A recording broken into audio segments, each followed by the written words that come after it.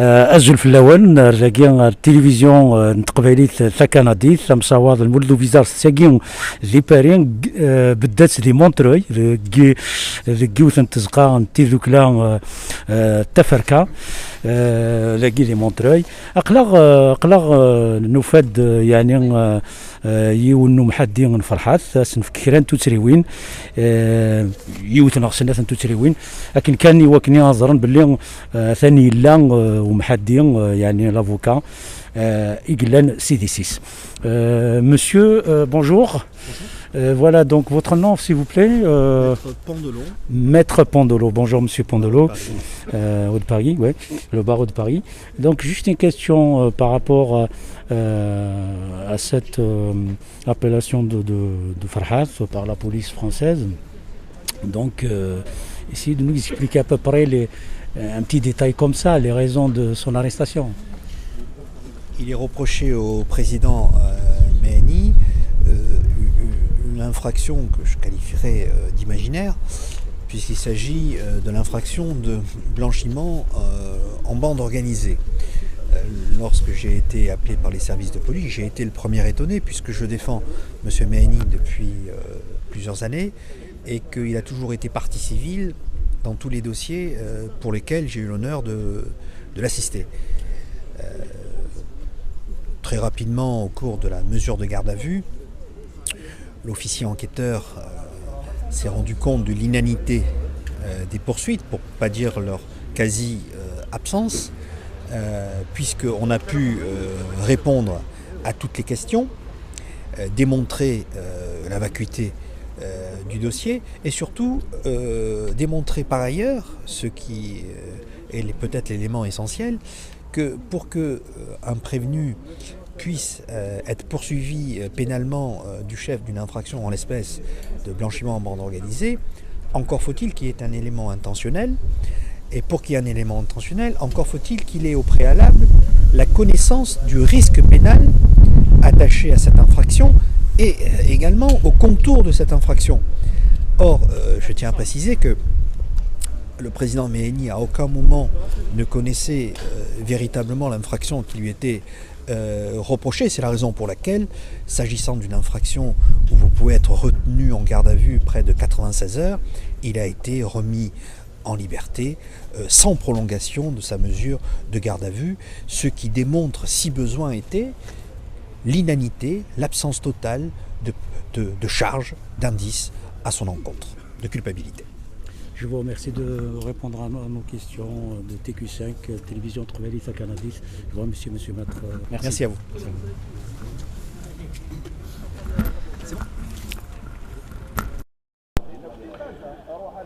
أجل في اللون إذا جيت وليم تيكي 5 ثلا ساقين يوثن تمليليث ذاقين ذي مونتروي ذا يوثن تيدوكلا مقارن ثفركا من بعد من ديفا فرحات ذي نكون حبوسيت حبسن يمسولتا فرنسا مثلا يسادي وكنا ذي خدم يوثن تمليليث كنت خمسة يوك ذي مثلا أراد ياسن أسكي.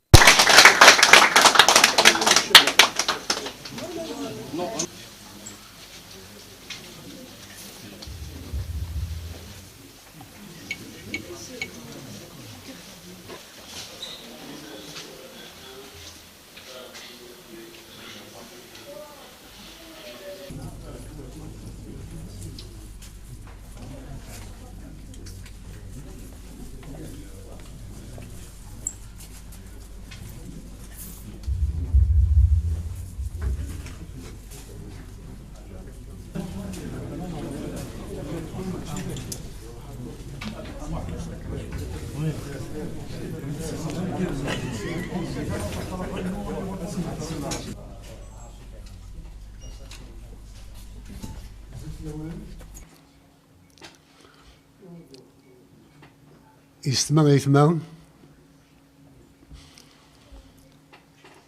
ذاس وليش بين وياه إيمي البطل اللي يرنا يتكمل يتفراغيد ندان بغ نروح تمليليت بوسان وقبل كل شيء نتهدو يويد يخدمن تفسوس 1981 أقلع 19 ماي اسمي تخدمن دي فكايس كملن أمنوغ غاف مازيغ ديال الوقتني.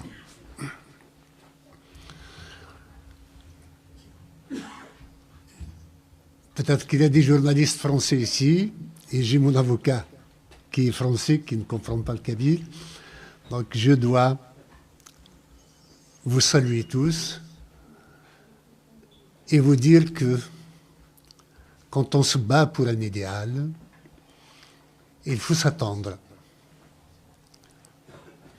à ce que l'on soit victime de toutes les infamies possibles. Nous sommes le 19 mai et j'ai une pensée particulière pour ceux qui, en 1981, à Fgaïs et à Alger, avaient manifesté pour maintenir la flamme de la revendication kabyle vivante.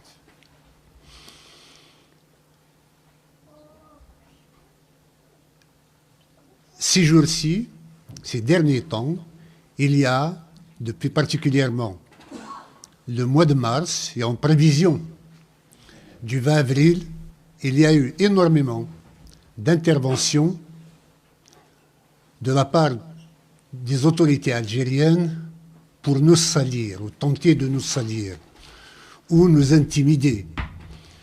Et c'est ainsi que, dès fin mars, on avait annoncé qu'il y a eu arrestation d'une bande de 8 personnes appartenant au MAC, en possession d'armes et projetant de faire des actions terroristes, notamment au sein des marches du Hirak. Nous avons démenti en son temps, mais cela nous rappelle déjà l'affaire Walid Nqish qui, le 29 novembre 2019, était arrêté à Alger et il a été torturé pour qu'on lui fasse avouer qu'il était membre du MAC et qu'il préparait des attentats à Alger contre les marcheurs. Cette obsession du pouvoir algérien de faire du MAC une organisation terroriste parce qu'il n'a pas d'argument politique à opposer à son pacifisme, au pacifisme des indépendantistes kabyles, il essaie de se donner les moyens légitimes d'une répression que le monde et la Charte des droits de l'homme condamnent. Un mois plus tard, le ministère de la Défense, donc le 25 avril dernier, après les grandioses marches du MAC, tout à fait pacifique par ailleurs, il y a eu un communiqué donc, du MDN annonçant qu'ils ont arrêté des gens qui appartiennent au MAC et qui projettent de faire des attentats.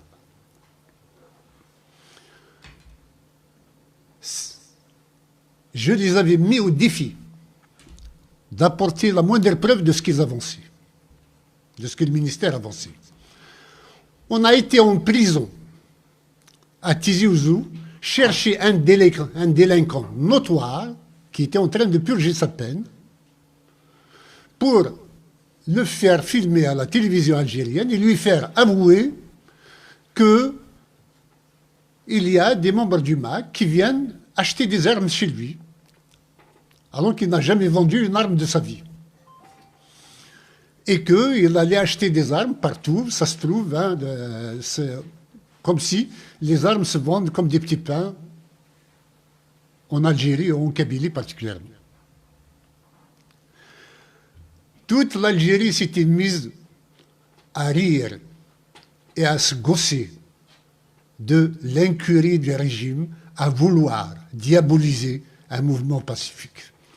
même ceux qui n'étaient pas des Kabyles, des arabophones partout, ont mis en ridicule, ont ridiculisé un peu, et se sont ridiculisés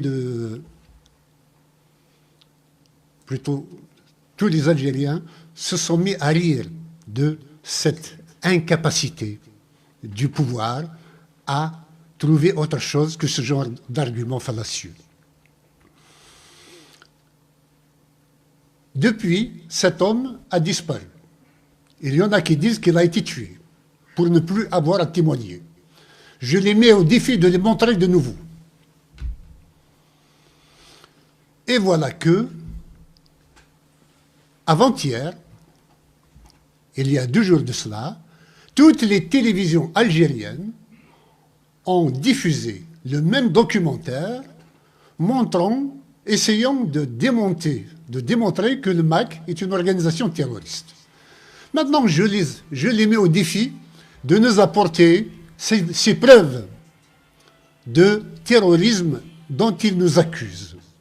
Avoir une opinion est un droit reconnu par toutes les instances internationales. Ce droit-là, nous n'en départirons jamais. Nous sommes décidés à assumer nos convictions citoyennes et politiques. Aucun terrorisme judiciaire ou politique algérien ne peut nous faire reculer là-dessus. Les élections législatives projetées pour le 2 juin, à l'avance boycottées par la Kabylie, font désavouer, ou désavouent un peu le régime lui-même, et font se détacher la Kabylie du reste de l'Algérie, à laquelle par ailleurs elle n'appartient pas naturellement.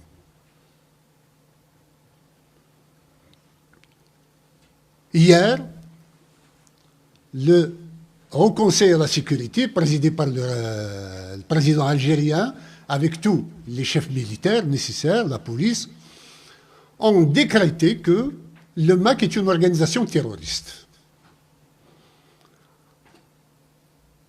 Est-ce que mon arrestation, survenue le jour même, n'aurait pas quelque coïncidence un peu fâcheuse pour eux dans cette affaire? Cette affaire sur laquelle je reviendrai. Mais pour riposter à ce genre d'accusation, nous sommes là.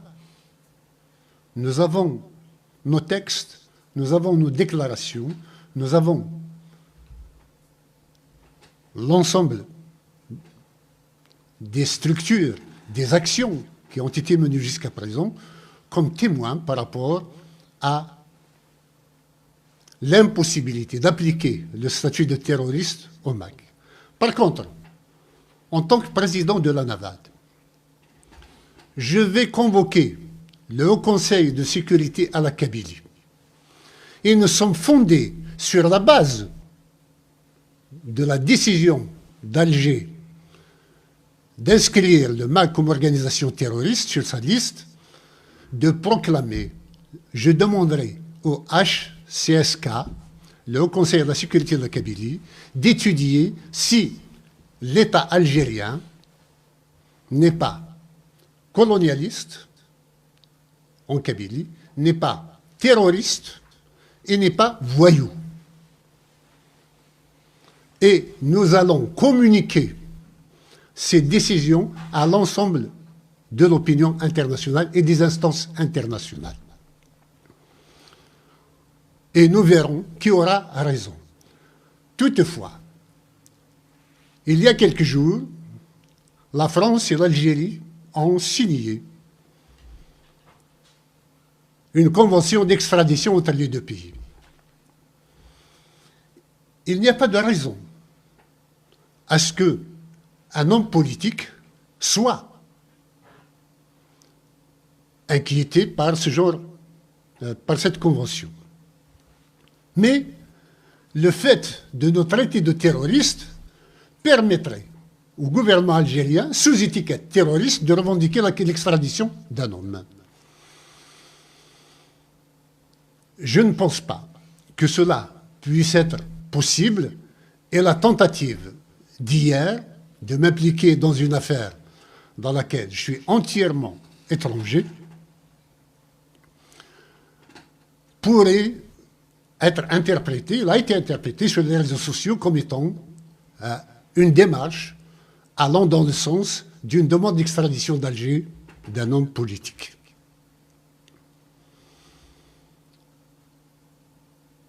Nous n'en resterons pas là. Il y a des procédures et des démarches pour l'extradition qui sont assez longues et assez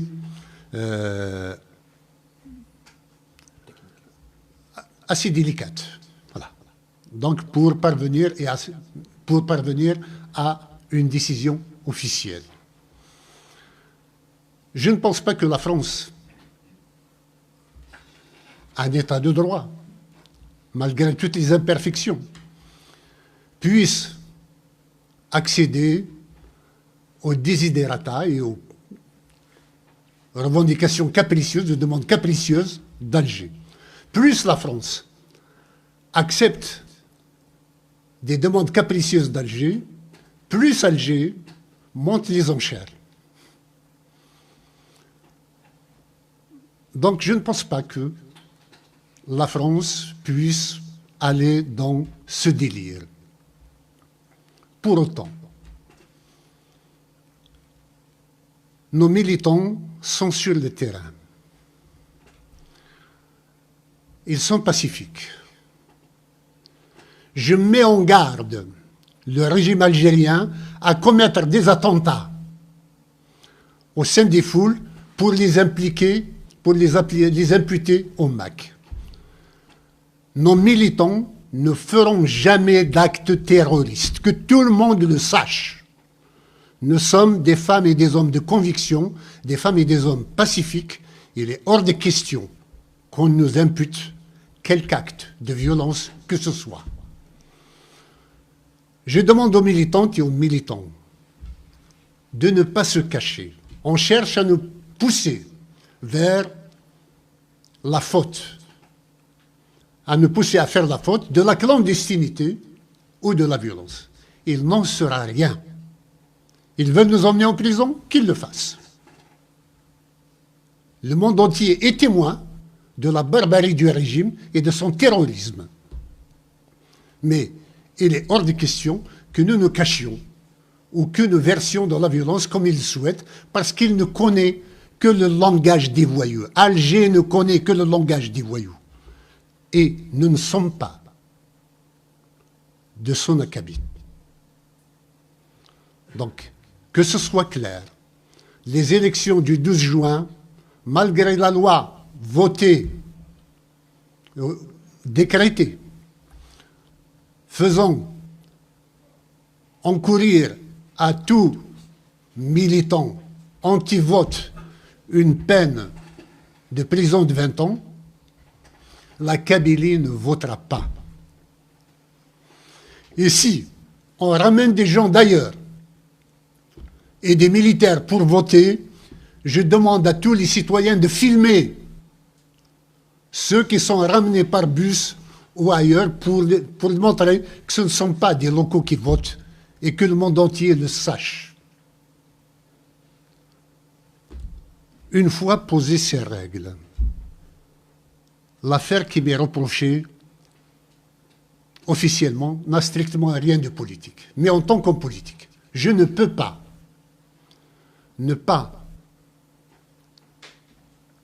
faire de lien entre l'ensemble des faits qui se passent et mon implication dans une affaire abracadabrantesque à laquelle, sincèrement, je ne comprends rien. Je demanderai à mon avocat d'en expliquer un peu la chose.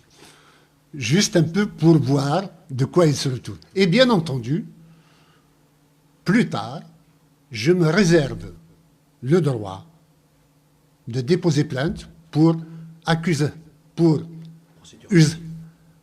usage frauduleux de ma carte bancaire. Voilà. Juste une bonne nouvelle quand même, je vais vous la dire, et puis après mon avocat, vous pouvez poser des questions.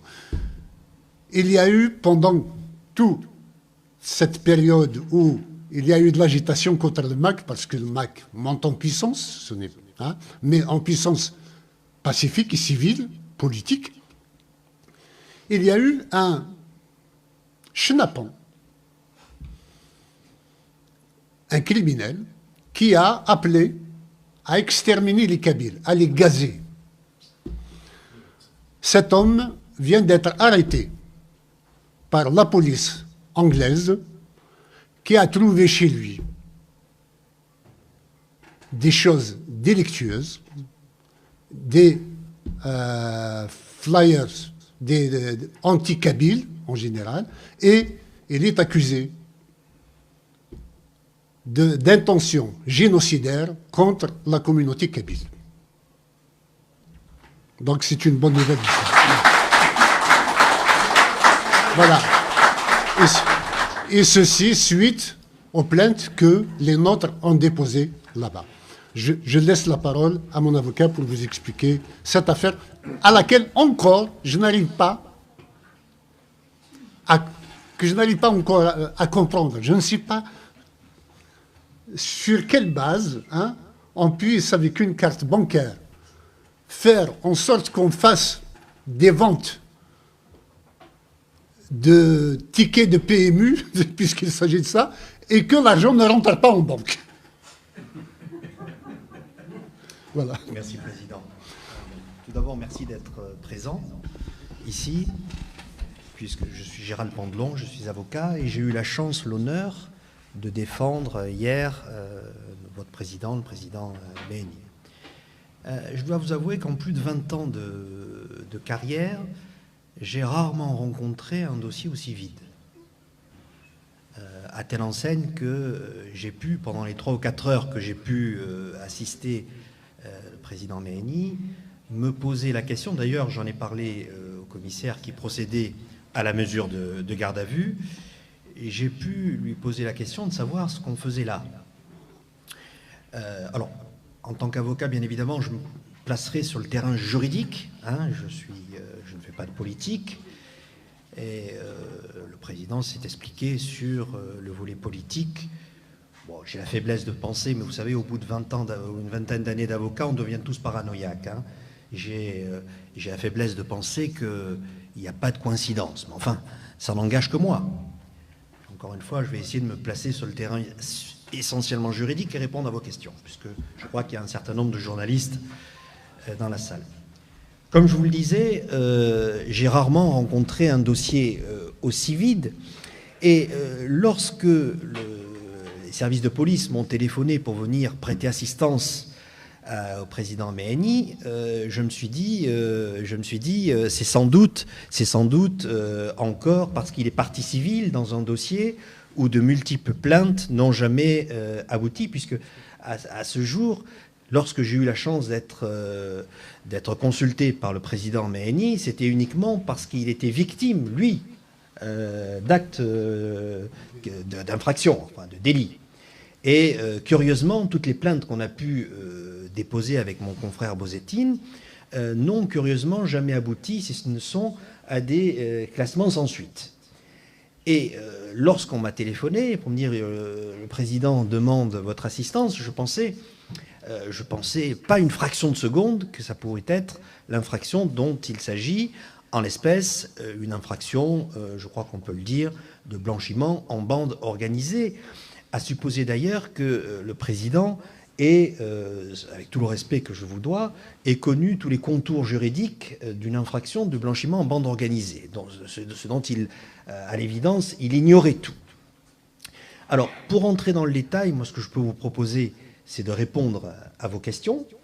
La seule chose que je puisse vous dire en préambule, c'est que pour qu'une infraction en droit français soit constituée, il faut un élément intentionnel, il faut avoir la volonté de commettre une infraction, il faut un élément matériel, que cette infraction soit tout simplement attestée par des preuves accablantes, et il faut un élément formel, qui ne souffre aucune discussion, il faut que ce soit prévu par un texte qui réprime cette infraction. La Cour européenne nous a expliqué depuis 10 ans que la bande organisée, c'était à partir de 2 personnes, ce qui m'a amené dans ma carrière à devoir défendre des personnes qui étaient auteurs principaux et dont la deuxième personne était la femme de ménage. Bon, femme de ménage parce qu'elle était là, donc elle ne pouvait pas ne pas savoir qu'une infraction était en train de se commettre parce qu'elle faisait le ménage. Bon, pour vous dire à quel point l'infraction de bande organisée ne tient pas toujours. Mais surtout, il faut un élément intentionnel, c'est-à-dire un élément moral, un élément volontaire pour participer à la commission de l'infraction. Et alors, je voudrais juste attirer votre attention sur ce point, avant même de parler de l'élément matériel dont le président vous a dit qu'il n'y en avait aucune preuve, et je peux vous attester qu'il n'y a aucune preuve de cet élément matériel, mais sur l'élément intentionnel, je tiens à vous dire que il est très difficile de rapporter l'élément moral ou volontaire d'une infraction lorsqu'on ne la connaît pas. C'est comme si on vous reprochait une infraction dont vous n'avez jamais entendu parler. Alors, c'est vrai que l'avocat, il revient de tout, on a un peu tout vu, mais ça, j'ai jamais vu, pour ma part. Et encore une fois, je préfère me placer sur le terrain juridique, mais par défaut, je suis obligé de me placer également sur le terrain politique. Parce que si l'infraction est méconnue, si on en méconnaît à 100% le risque pénal qui y est attaché, mais on apprend tous les jours, mais comment est-ce possible? Et c'est la raison pour laquelle le président a été relâché, parce que je ne voyais pas comment il aurait pu en être autrement sur ce type d'infraction, sans prolongation. Je vous précise encore quelques points avant de répondre à votre question s'il y en a. C'est que lorsque vous faites l'objet d'une procédure de garde à vue, qu'il s'agit du blanchiment en bande organisée qui peut être considéré comme une infraction de nature criminelle. Parce que l'association de malfaiteurs, la bande organisée, l'article 451 du Code pénal, peut être qualifiée d'infraction de nature criminelle. On peut aller jusqu'à 96 heures de garde à vue. Or là, on est relâché, ce qui est tout à fait normal, au bout de 24 heures, sans avoir été prolongé. En français, ça veut dire qu'il n'y a rien. Ça veut dire qu'il n'y a rien. Il n'y a rien à reprocher au président Méhéni. Alors, on peut toujours trouver des poux dans la tête à tout le monde. Mais en français, ça veut dire qu'il n'y a rien. Et ça veut dire que l'affaire est terminée.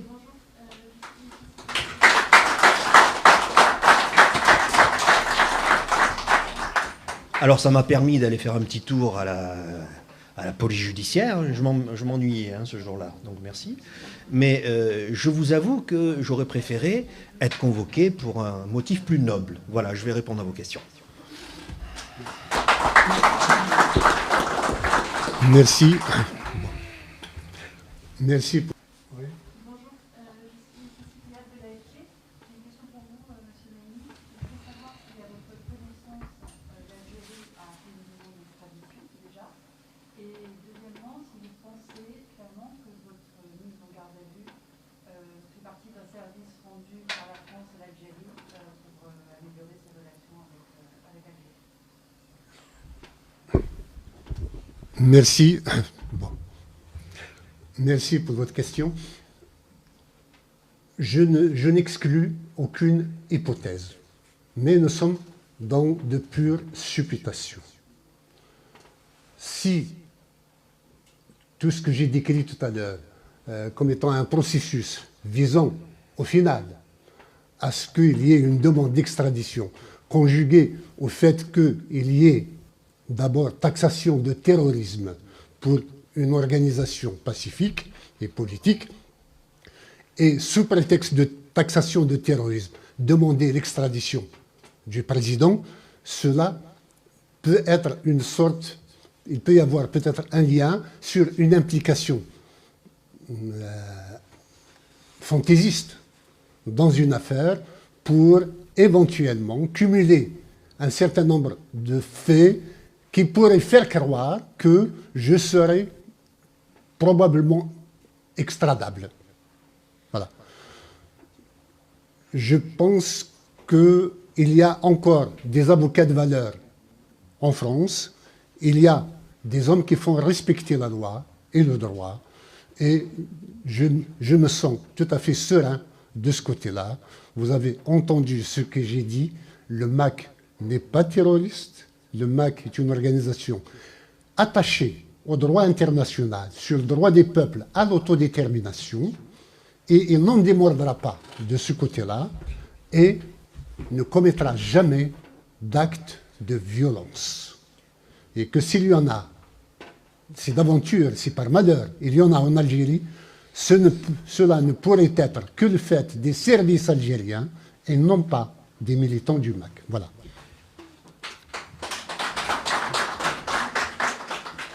Je voudrais, madame, préciser un point par rapport à votre question, si vous me permettez.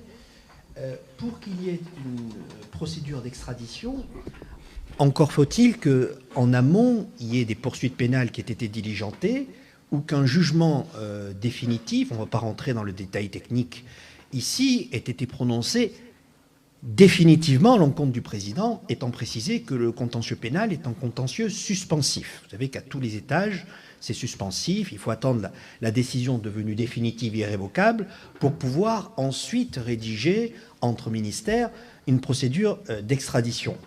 Donc, que penser?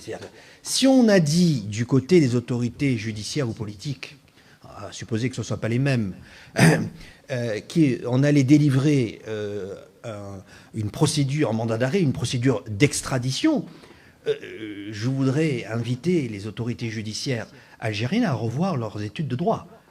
Parce que ce n'est pas comme ça que ça marche. Excusez-moi d'être un peu sévère, mais encore faut-il que des poursuites pénales antérieures ou un jugement définitif aient été rendus sur la base duquel on va engager une procédure d'extradition. Mais ce n'est pas comme ça que ça fonctionne.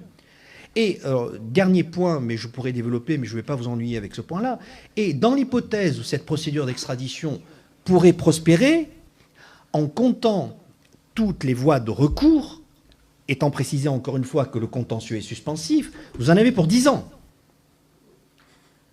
Donc, encore un coup d'épée dans l'eau. À mon âge. Oui, de El Watan ou je ne sais pas qui, mais un coup d'épée dans l'eau en toute hypothèse. Mais vous savez, on est dans une période où on aime parler. Ça fait du bien. Merci. Merci à vous.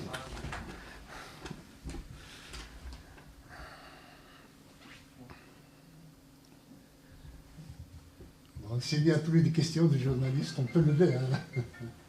D'accord. Oui. TQ5, télévision souveraine canadienne. TQ5, Ferrara ou la tasse, Raphaël Chouden, la raison d'État, Zanen Doula, Zanen Noué Papatis, la raison d'État de la République française. لكن الحساب بين الزراعة والسعر des relations en particulier économiques, voire même politiques,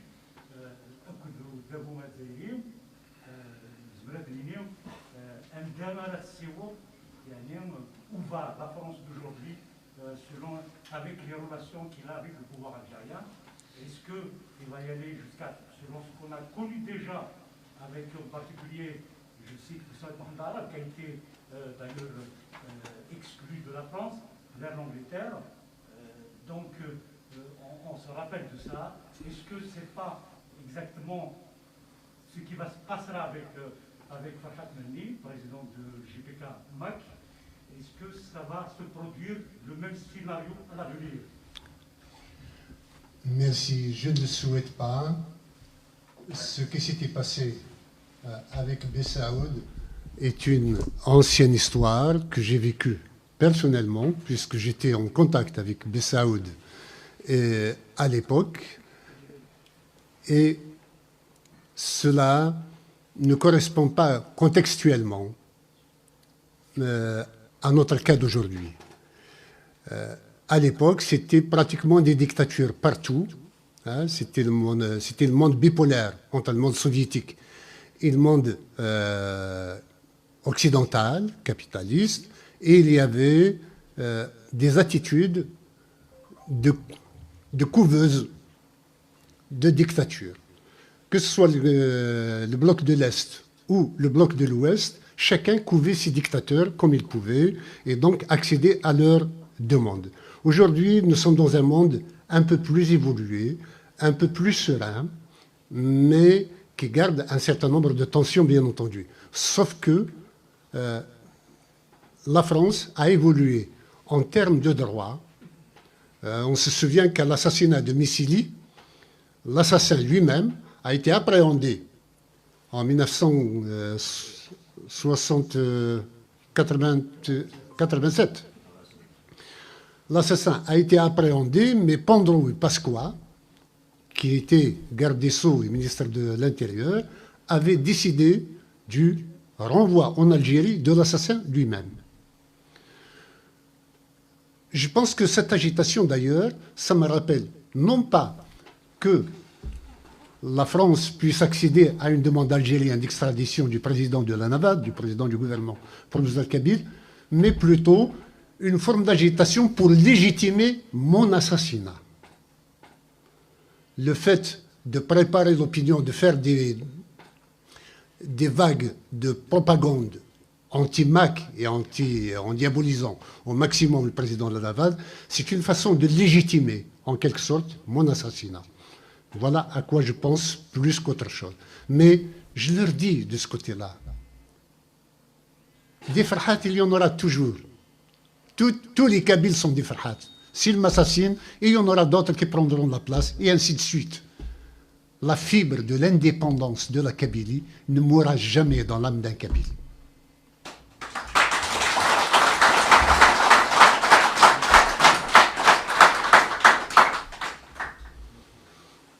Oui.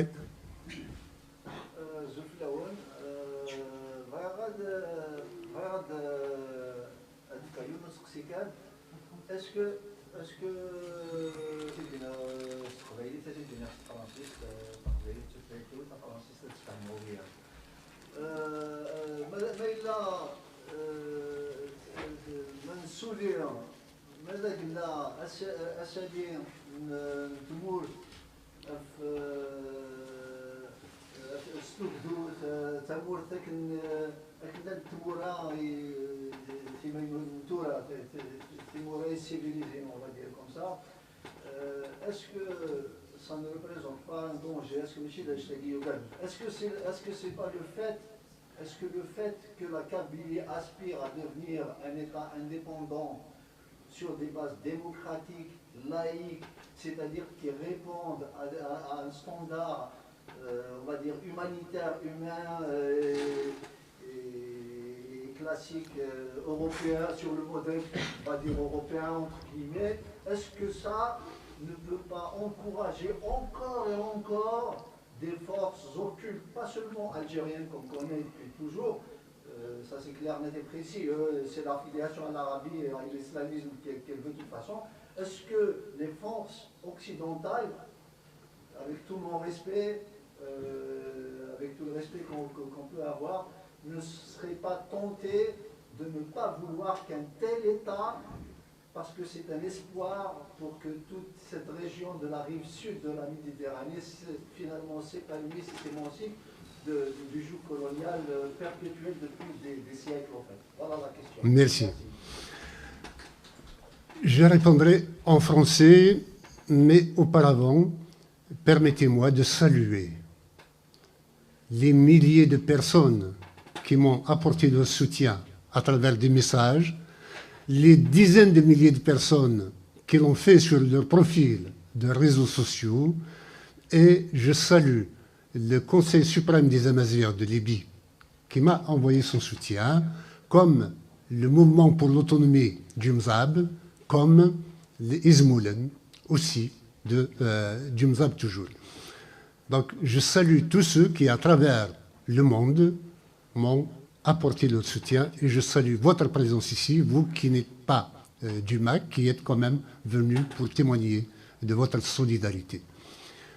La question que vous posez, cher monsieur, est d'une vision profonde de la politique internationale. Il me semble que pour des raisons de stabilité régionale, il y a tellement de conflits dans le monde, on préfère taire certaines revendications et certains mouvements, même s'ils sont construits sur le meilleur des modèles, plutôt que de mettre le monde, ou de croire que le monde va être à feu et à sang si on prenait à changer les frontières actuelles. Donc il y a, le monde est traversé par toujours deux mouvements contradictoires, ceux de la pause et du mouvement. Donc on préfère, autant que faire se peut, garder un statu quo plutôt que d'évoluer. Mais il appartient à nous d'aller de l'avant. Ce sont les forces de mouvement qui font évoluer le monde et non pas celles qui le font stagner et qui ne font que faire reculer le monde vers des âges encore plus arriérés. La Kabylie est à l'avant-garde de l'humanité aujourd'hui, nous pouvons le dire, puisque nous aspirons à construire un pays sur les meilleures valeurs, sur la base des meilleures valeurs et des meilleurs projets qui soient utiles, aussi bien pour la Kabylie et les Kabyles eux-mêmes, mais pour toute l'humanité. Et nous ouvrons la voie à tous les peuples muselés jusqu'à présent pour aller de l'avant eux aussi, faire en sorte que le monde devienne plus paisible et plus coopératif et plus humain. Voilà ce que je peux dire. Les relations internationales sont aujourd'hui prises en otage par des conflits d'hégémonie et de leadership international, et chacun est revenu au réflexe de la guerre froide, c'est-à-dire de se préserver un précaré dans des pays où la démocratie n'existe pas. Dans ce cadre, on peut comprendre que la France soit tentée de suivre cette voie. Vaut mieux un que deux, tu l'auras. Voilà, ça c'est l'adage français qu'on tient de La Fontaine. Mais je pense qu'il y a des forces internes à la France qui travaillent pour une heureuse évolution. Nous ne pouvons pas continuer avec une Côte d'Ivoire où il y a deux peuples qui peuvent s'entretuer tout le temps. Et à chaque élection présidentielle, c'est un drame. C'est la même chose, on l'a vu en Guinée, c'est la même chose au Kenya, c'est la même chose un peu partout. Donc cette situation engendrée par la colonisation est intenable. Il est arrivé l'âge où ce monde colonial, tel que dessiné par la colonisation, est dépassé, est en déphasage total avec la marche du monde vers plus de prospérité, vers plus de respect de l'être humain en général. Voilà ce que je peux répondre à ce niveau-là. Merci. Vous me permettez une observation ?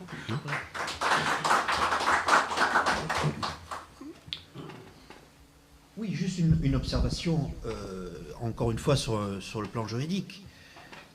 Lorsqu'on évoque la raison d'État, si un État comme l'État français devait soulever la question de la raison d'État pour considérer de façon parfaite mauvaise foi que le MAC serait un mouvement terroriste, ils se prendraient à leur propre piège, parce que c'est la France qui deviendrait alors un État terroriste. Parce que encore faut-il justifier sur un plan juridique. Et de toute façon, avec les soutiens dont dispose le président Méhéni, et puis le MAC, etc., on comprendrait bien que l'État algérien est à la manœuvre. Donc, encore une fois, je crois que c'est une personne qui avait posé cette question de la possibilité, au nom de la raison d'État, de considérer donc, le MAC comme un mouvement terroriste. Ça ne tiendrait pas 30 secondes, outre le fait que en procédure pénale internationale, vous avez beaucoup de procédures qui pourraient être mises en œuvre et qui anéantiraient totalement, neutraliseraient totalement toute velléité de soulèvement d'une quelconque question de raison d'État. Merci. Oui. Bonjour. Monsieur Hamani, on est content que vous soyez parmi nous là, libre, enfin. Ouattara, je pense que actuellement, la Kabylie a deux ennemis. Il y a aussi l'islamisme, le salafisme qui se propage en Kabylie. Nous en avons vu dernièrement une vidéo où il y avait 5 mosquées. Donc comment affronter justement ces deux tenailles du même, ces deux mâchoires du même tenaille? Parce que l'islamisme, il est contre la Kabylie, l'islamisme mine encore, il est même dans les foyers kabyles. Ça, c'est moi, je trouve ça très dangereux. Parce qu'on parle juste maintenant, on parle du régime en place, c'est vrai qu'il... Mais, l'islamisme, il est là. Il est encore plus dangereux, à mon avis, que ce régime en place à Gérard. Merci pour votre question. L'islamisme est l'enfant du régime algérien. L'islamisme est protégé par Alger. L'islamisme est déployé par l'Algérie en Kabylie. L'islamisme, l'Algérie lui offre tous les moyens dont il dispose pour calmer la Kabylie et l'amener à s'arabiser, se dépersonnaliser. Parce qu'en Algérie, même si en Syrie, il y a eu guerre entre l'arabisme et l'islamisme, le Ba'ath est contre le mouvement islamiste, en Algérie, il trouve un terrain d'entente. L'islam arabise et l'arabe islamise. Donc, il ne faut pas croire quand on se bat contre l'islamisme, on ne se bat pas contre l'Algérie. Donc, se battre contre le régime, c'est se battre contre l'islamisme, parce qu'on donnera, si la Kabylie est indépendante, elle se donne les moyens d'en finir une bonne fois pour toutes avec le danger islamiste. Mais quand elle se bat aussi contre l'islamisme en Kabylie, c'est bien entendu le régime qui recule et son idéologie. Hein, n'oublions pas que l'idéologie du régime algérien est l'arabo-islamisme. Et n'oublions pas non plus, et ça je parle devant mon avocat, qu'il y a depuis août 2019, il y a eu l'opération Zéro Kabyle, qui a été tenue, qui a été décidée à Mostaganem le 30 août 2019, et ceci protégé par des corps de sécurité de l'État algérien. Maintenant, quand on nous accuse de terrorisme, qui est terroriste d'entre nous? Ceux qui ont décidé d'exterminer les Kabyles ou les Kabyles qui veulent pacifiquement défendre leur droit à l'existence. L'islamisme et le régime algérien, je n'utiliserai pas la formule consacrée qui me paraît un peu déplacée, mais disons, ce sont des phrases siamois. Voilà. Donc, pour nous, nous ne faisons pas de distinction entre l'arabisme et l'islamisme. L'islamisme est l'envoyé du régime algérien. Il n'est pas un étranger au régime. S'il y a, comme on essaie de le faire montrer, conflit entre l'islamisme et le régime algérien, ce n'est pas sur la base des principes et des objectifs à atteindre, mais sur la question de leadership. Les islamistes considèrent que c'est à eux qu'il revient de diriger la victoire de l'islam et de réaliser l'islamisation totale de l'ensemble du monde. C'est une question juste de leadership local et non pas une question d'opposition d'intérêt particulièrement en termes d'orientation idéologique et politique. Merci.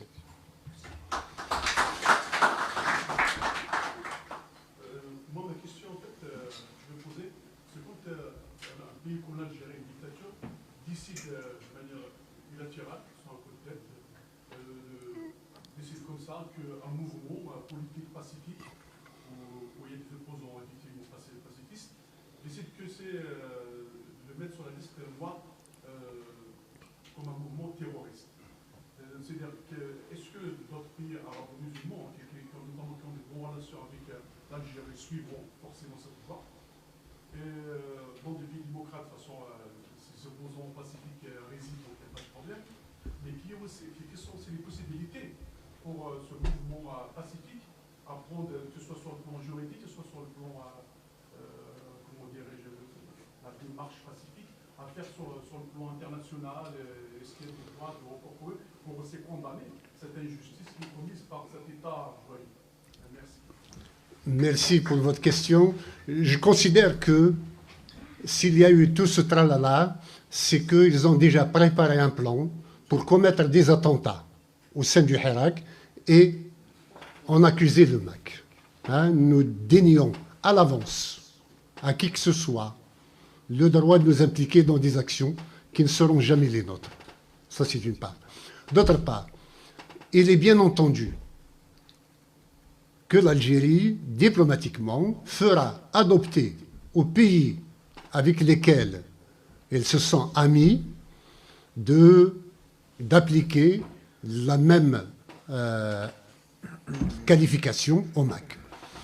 Mais je fais confiance à l'intelligence du monde occidental, du monde de la liberté, pour que cela ne soit jamais le cas. Et de toutes les façons, je vais saisir, dans les jours à venir, l'ensemble des instances internationales sur les dérives du régime algérien à travers la décision, et la grave décision qu'il vient de prendre.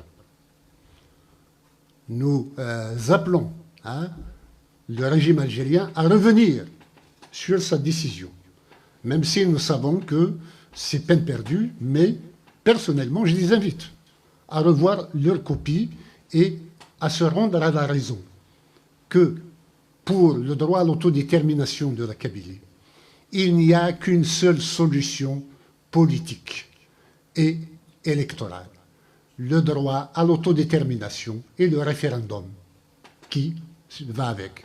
Je vous remercie.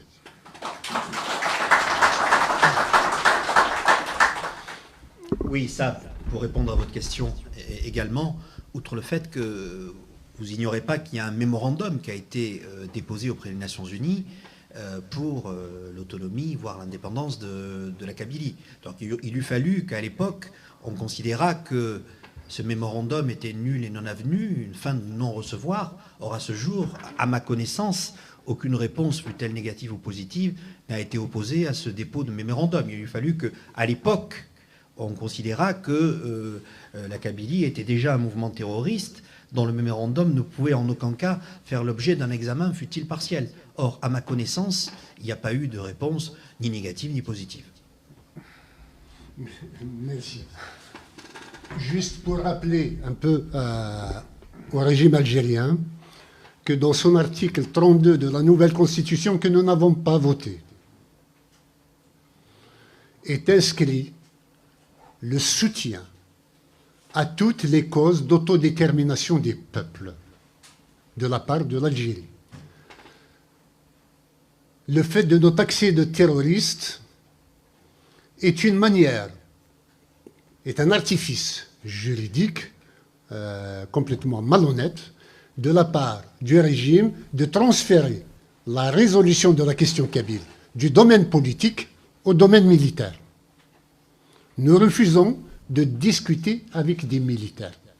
Nous discuterons avec des politiques. Mais en aucune façon, nous n'acceptons que le dossier kabyle soit transféré à l'armée parce qu'il n'y a pas une rébellion armée de la Kabylie. Parce que les Kabyles n'ont pas pris les armes. Au nom de quoi ils vont faire gérer la Kabylie par l'armée. À moins de déclarer officiellement que l'Algérie est une propriété de l'armée et que ce n'est pas l'Algérie qui a une armée. Bien sûr que c'est le cas. Mais disons qu'ils le disent ouvertement.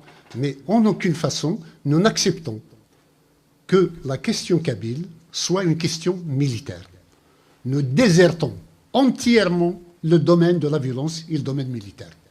Nous sommes dans le politique et nous nous y maintiendrons. Voilà, merci.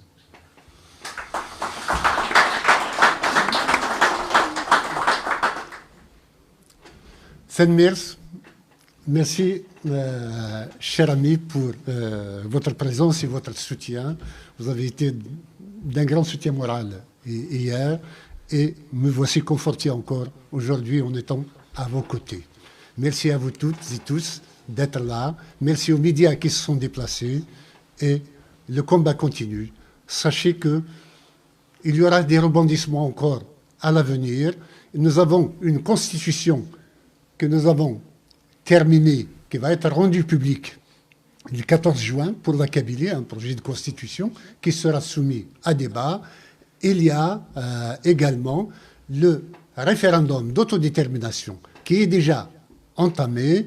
Je vous invite tous à vous inscrire pour exprimer votre suffrage. Le suffrage tiendra 1 an et nous lui avons donné toutes les garanties de sécurisation et de fiabilité aux normes internationales que chacun peut vérifier qu'il n'y a aucune fraude à cet événement et que ce ne sont pas des élections algériennes que nous allons reproduire au niveau du référendum kabyle. Je vous remercie.